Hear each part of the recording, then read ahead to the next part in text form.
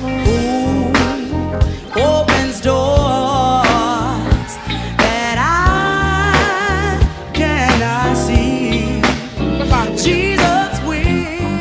When it gets out, everybody calls everybody's name but yours because you're smart enough to do your dirt and not let nobody catch you, find you, put their hand on you, so everybody else has to bear the blame and you get away free. I got a word for you today.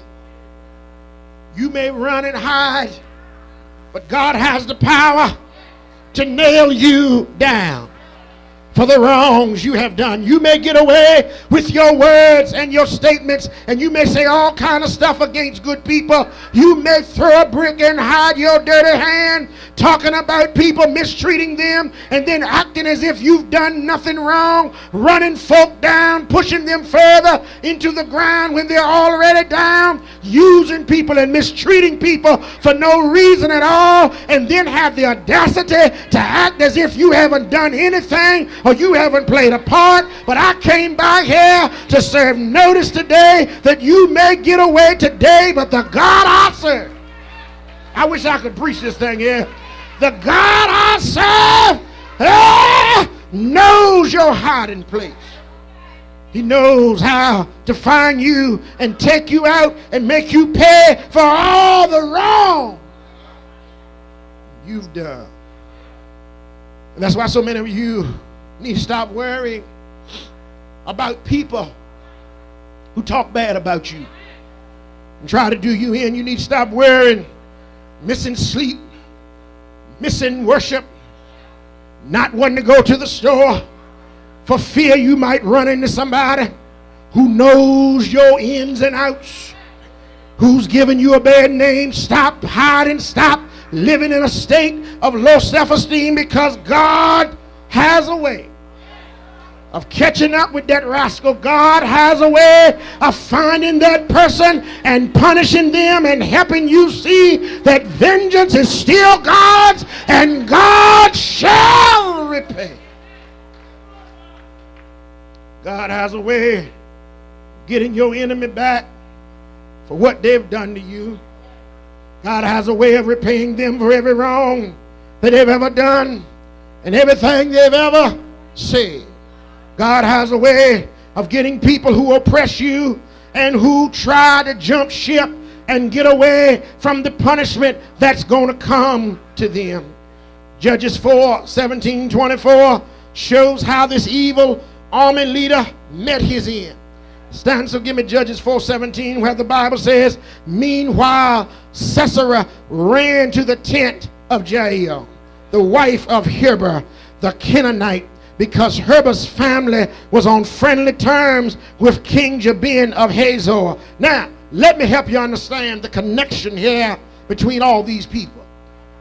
Heber, or Heber, as some theologians call him, was Jael's husband. And he was from the Kenite tribe, and this tribe was a long time ally, watch this here, of Israel. But for some reason or another, this Heber, if you will, who was the husband of Jael, decided to side with the enemy. He decided to side with the evil king who had led Sisera and the other soldiers to oppress Israel for 20 years. History doesn't teach us why he decided to side with the enemy, but one must see the correlation between then and today. Because some of us in here have people in our lives whose family has always been with us, stood by us, worked along beside us, helped us when we were in need. But there was one person who decided that he or she was going to side with the enemy. And all the while everybody else was befriending us, that one person was siding, I wish y'all would help me here, with the enemy. It happened in the Bible, and it's happening today. Every one of our cousins don't love us the same. Everybody that's your brother and your sister don't love you. Lord, I wish I could preach this here. the same. Everybody that's on your friend list, that's befriended you on Facebook, does not care about you the same way that somebody else does. There's always somebody willing to jump ship and leave you by yourself. But the good news is we serve a God who will never leave us. I wish y'all would pray with me in here. And he never will forsake us. His tribe, a long-time ally of Israel, but he decided to side with the enemy. And people will, Jake Ball, do that for many reasons. Maybe he felt that his life would be safer on the side of the enemy. Maybe he was trying to play, you know how we do, both sides of the fence and serve as a spy for one side or the other, or even for both. Maybe he was just no count and wanted to go against the grain and be with the bad guys because he thought it would make him popular. We don't know the real reason, but this Heber, if you will, sided with the enemy, but his wife did not do as her husband did. Husband left the side of God's people, sided with the enemy. His wife remained faithful to God. To God. And this was, if you will, unbeknown, watch this here, to Sisera. And I need to point out today something that many of you may not agree with, especially the men in the house. There are going to be times when two people will not always agree on the same issue. I can't get no help in here. Jael didn't for whatever reason agree with her husband's belief. With her husband's belief in siding with the evil king. She did not, for whatever reason, Charles Bailey, think it was a good idea to go over to the enemy's side, but rather she stayed and continued to be committed to the Lord and his people. Herbert did not. And there will be times in our homes, in our relationships, I wish I could get somebody to pray with me, in our ministries, and all other places where there's more than one opinion involved, when both parties will not see eye. Oh, don't y'all act like y'all always, you mad people always see eye to eye. Don't act like every time your wife come home, you see eye to eye with her, or your husband come home, and just because he's sweet to you and he gives you access to his bank account, that you see eye to eye. You know you don't see eye to eye with your baby every day. You know you don't always agree with your pastor every Sunday. You know you don't always agree with your supervisor every week. There are times when you cannot tie those opinions together. Wife, Klein Sharp, has her beliefs. The husband, Sally, has his beliefs. Can I make it plain today? The girlfriend has her thoughts. The boyfriend has his thoughts. The pastor has his or her thoughts. The members have their. Y'all got it. I need to point out, if your partner, your spouse, your friend, your colleague, your co-worker, your ministry member's opinion, watch this here, is not in line with the Lord, that opinion don't matter. Y'all missed it. Let me make it plain. If your partner's opinion is not godly, that opinion really don't matter. It's not about my opinion. Can I really preach this like I want to? It's not about how I feel. Can I really say it like I want to? It's not about how you feel, but it's about what God would desire for. I know, let me get on my sandbox just for a moment. I know that Some choir members don't want to come to rehearsal. Some praise team members don't want to come to rehearsal.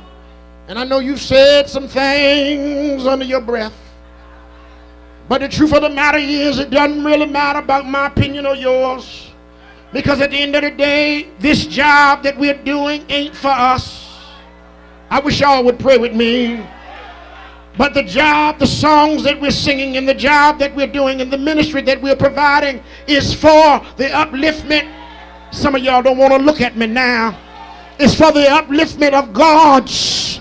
Yeah, y'all don't like talking about God no more. You want me to talk about everything else but God. But I want to talk about God. When I come on Sunday morning, I come for God. When you pray, you ought to pray to God. When you sing, you ought to sing to God. When you give, you ought not give because I tell you to give, but you ought to give because of how good God has been to you. As a matter of fact, everything we do, we ought to do it with some God intention.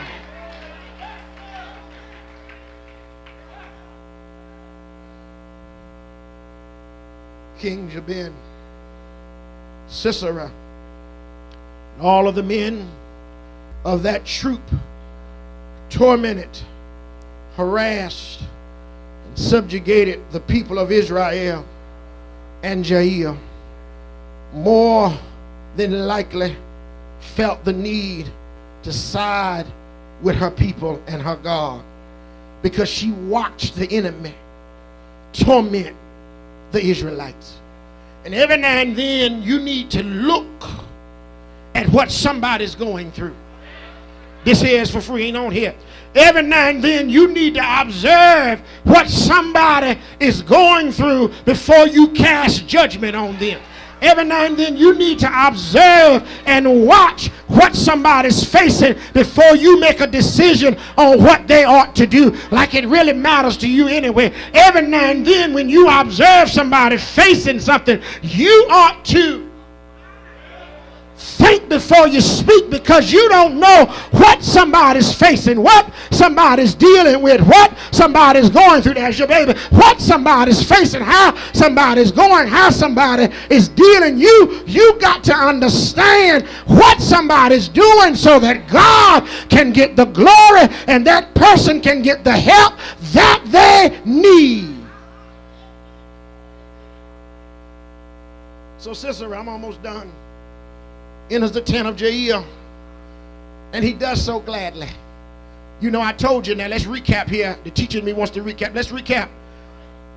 Sisera fled, left his troops to die, jumped ship, and now has found himself a hiding place in the tent of Jair.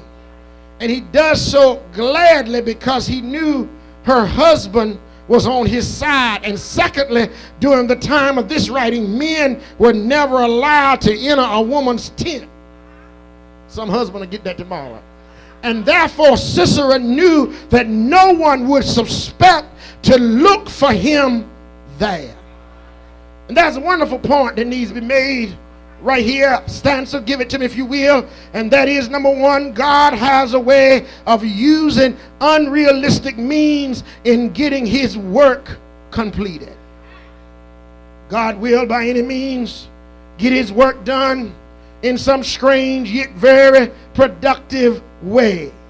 God knew that something needed to be done about Sisera, and since Barak couldn't do it, God needed somebody to step up to the plate and produce some positive results. And God knew that if anybody could get the job done, it was a woman.